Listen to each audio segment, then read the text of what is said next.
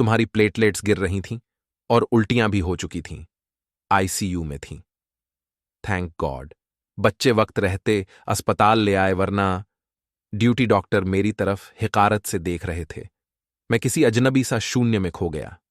तुमने कभी अपनी बीमारी, दर्द, तकलीफ को मेरे सामने नहीं दिखाया और ना ही काम करने में लापरवाही की, और मैं यही समझता रहा कि सब ठीक है।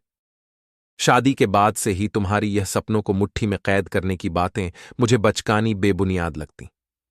रियल लाइफ से दूर की बातें। कभी तुम्हारे साथ उडियचने की कोशिश नहीं की मैंने। तुमने घर बाहर की जिम्मेदारी से मुझे मुक्त कर दिया, तो मैं आराम तलब होता चला गया। चाय, टॉवेल, कपड़े, खाना सब हाथ में देती तुम।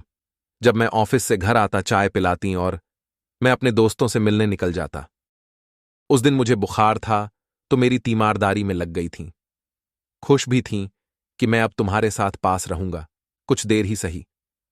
पर बुखार उतरते ही मैं काम पर निकल गया। तुम्हारा उतरा चेहरा आज भी मेरे सामने है। मुझे सब ढकौसला लगता, टेंशन लेना, परेशान होना, बच्चों को एक्स्ट्रा एक्टिविटी में भाग दिलाना, उनके लिए भाग दौड़ डीएच करना।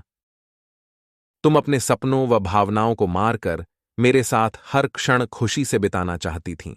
निर्विकार सा मैं काम में ही डूबा रहता, या कभी समय मिला भी तो मित्र, नाते रिश्तेदार ही मेरे लिए विशेष रहे। तुम मुझे मेरी जिम्मेदारी समझाती, कभी झुंझलाकर लड़ भी पढ़ती थीं, पर 2 ही मिनट बाद मेरी टाई ठीक करने लगती और मैं तुम्हें धकियाता हुआ ऑफिस के लिए निकल जाता। क्या जाने तुम पर क्या बीतती होगी। जब तुम छुट्टी वाले दिन मेरे सिर की तेल मालिश करती तो मुझे अपनी किस्मत पर नाज होता, लेकिन तुम्हारी चाट की फरमाइश पर तुम्हें छटोरी बोल दिया था और वो तुम्हारी आखिरी फरमाइश साबित हुई। उसके बाद से तुमने मुझसे कभी कोई चीज नहीं मांगी। तुम्हारे आंसू जैसे मेरे ईगो को ही बूस्ट करते और मैं सोचता औरतें आंसू लाकर पुरुषों को डराने की कोशिश करती हैं, पर मैं फंसूंगा नहीं। तुम्हारे निष्काम कर्तव्य पालन का नतीजा यह हुआ कि बच्चे तुमसे जुड्ढाते गए और मुझसे दूर होते गए। जब दोनों रिजल्ट या मेडल लाते तो सबसे पहले तुम्हें ही लाकर दिखाते। मेरे परिवार वाले भी तुमसे हमेशा खुश ही रहते थे। मेरी बहनों को भी स्नेह परवाह की आशा तुमसे ही रहती थी। तुम्हारी गुहार मेरी मां सुनती भी थीं, बस वहां तुम मन हल्का कर सकती थीं। मेरी निष्ठुरता से उबरने के लिए तुमने अपनी किट्टी पार्टियां भी शुरू कर दीं, लेकिन मुझे यह सब भी बर्दाश्त नहीं होता था, क्योंकि मुझे यह बेवजह समय और पैसे की बर्बादी लगती। मेरे लिए ये सब चोंचले होते। परिणाम वही हुआ। प्रौढ़वस्था में मैं अकेला तथा तिरस्कृत महसूस करने लगा और बच्चों के साथ तुम और मजबूत हो चुकी थीं। फिर भी मेरी परवाह थी तुम्हें।